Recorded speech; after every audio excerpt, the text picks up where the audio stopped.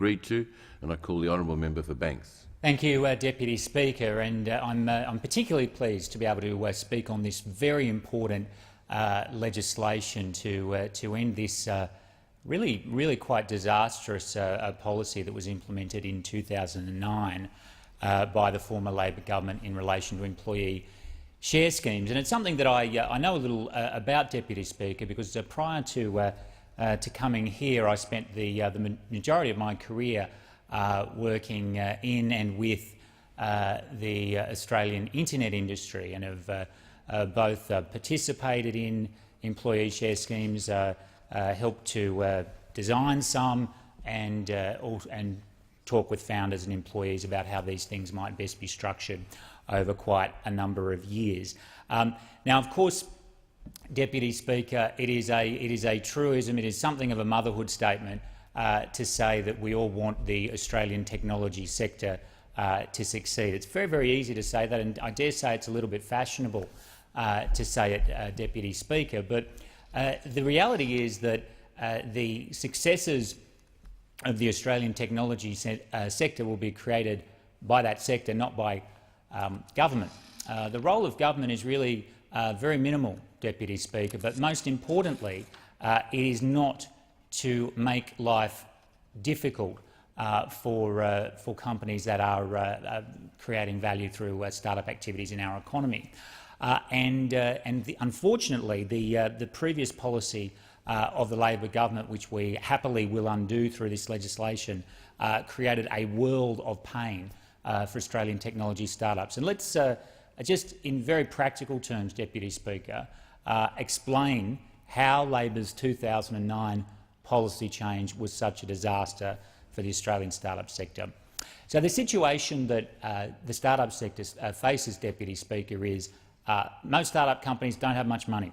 And that's a pretty important starting point to bear in mind. Not a lot of money, and therefore generally not possible to attract employees by paying very high salaries.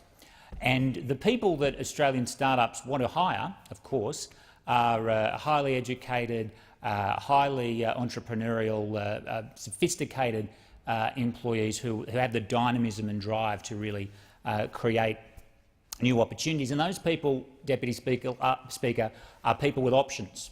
Those are people with options. And often the question that is faced by the potential employee is, do I go to this interesting startup company for a lower salary, or do I go for a more traditional job, maybe in banking or management consulting or law or wherever it is, on a higher salary? On a higher salary, and often on a materially higher salary. And so the argument of the startup company to the employee is, well, yeah, we can't pay you as much as that bank can pay you, or that law firm, or whoever it is, but what we can offer you is A, the opportunity to be part of something very exciting and building a brand new business from scratch, and B, we can offer you the possibility to be part of the success of the company should we succeed.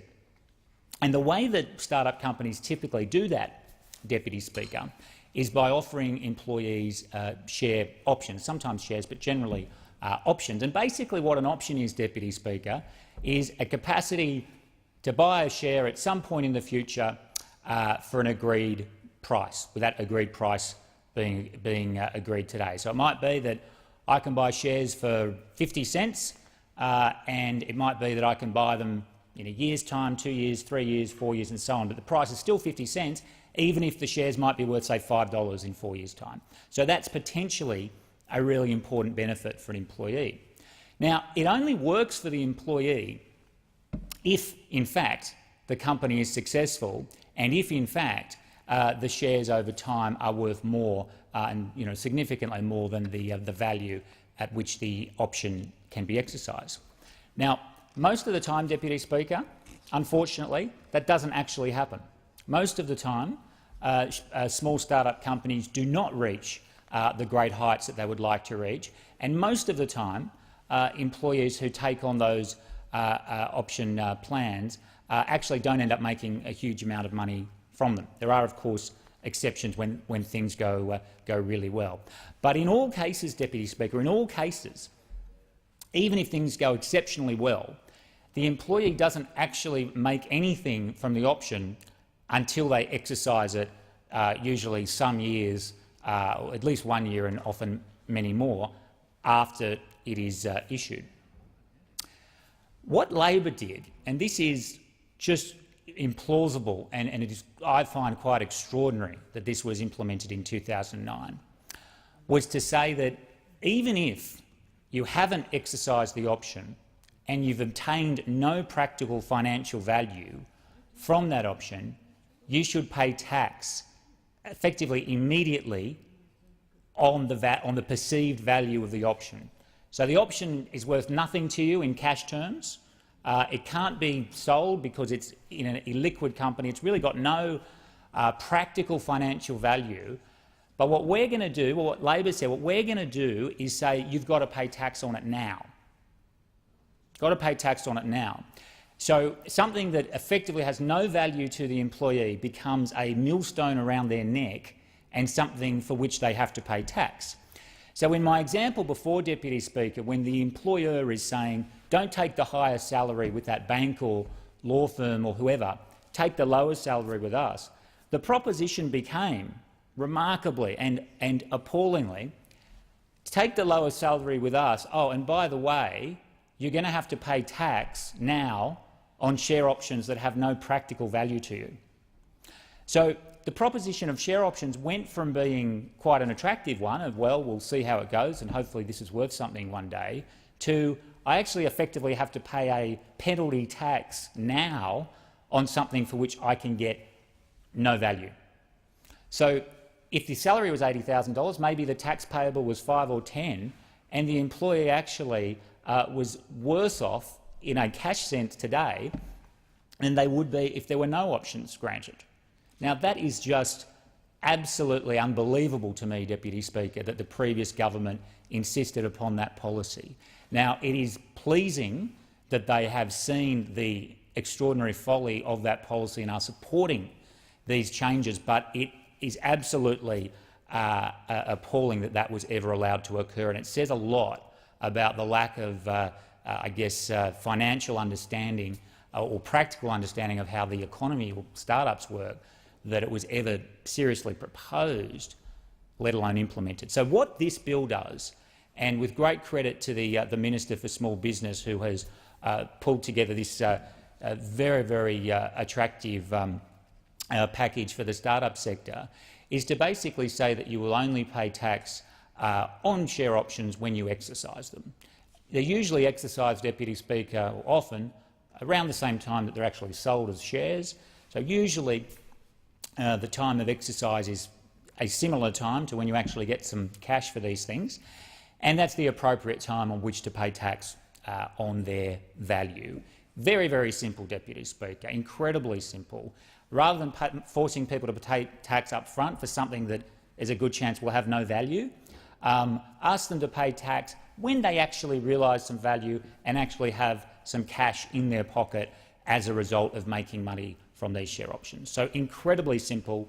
It's extraordinary that we have to have this debate, Deputy Speaker, and it is really remarkable that this was implemented by the previous government.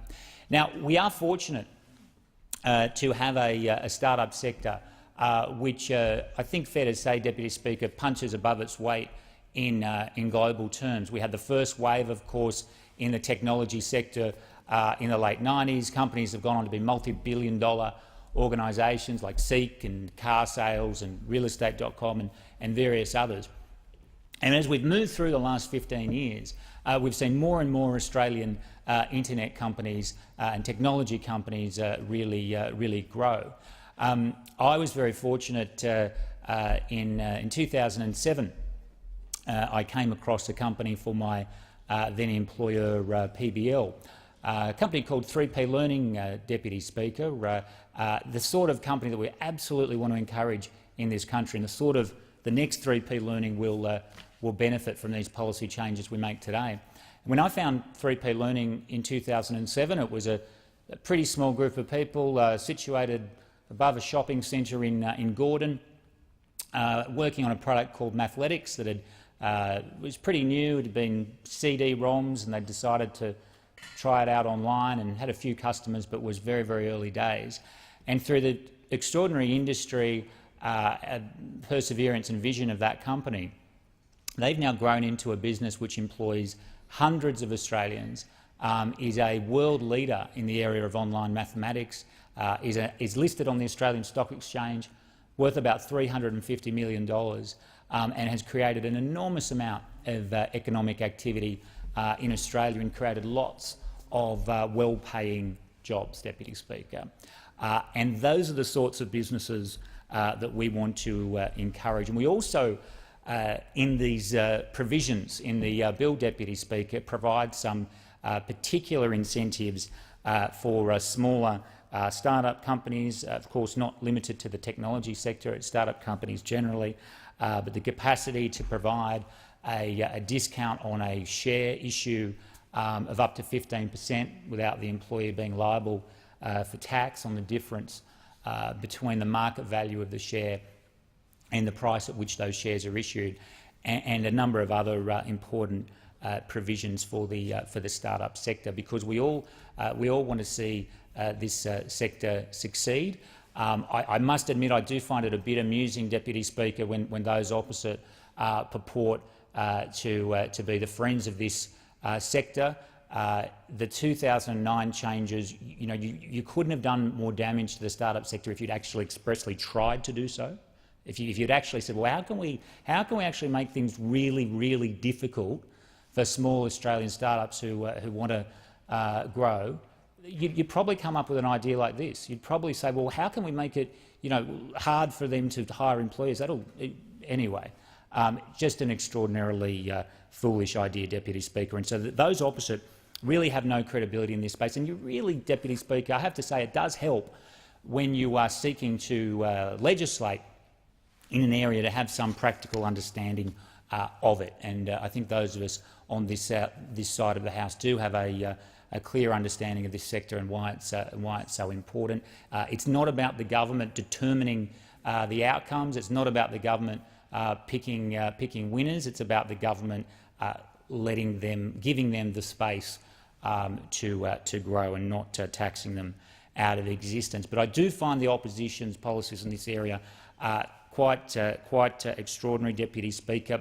I don't think they have learned from their manifest failure in this area. I mean, we see the announcement in the budget reply a couple of weeks ago by the opposition leader, clearly wanting to get on board this high-tech train, so to speak, Deputy Speaker. And just as the former leader, Mr Rudd, would sort of parade around holding laptops, the current opposition leader clearly wants to be seen to be associated with technology and growth, which is just ridiculous given the record in this space.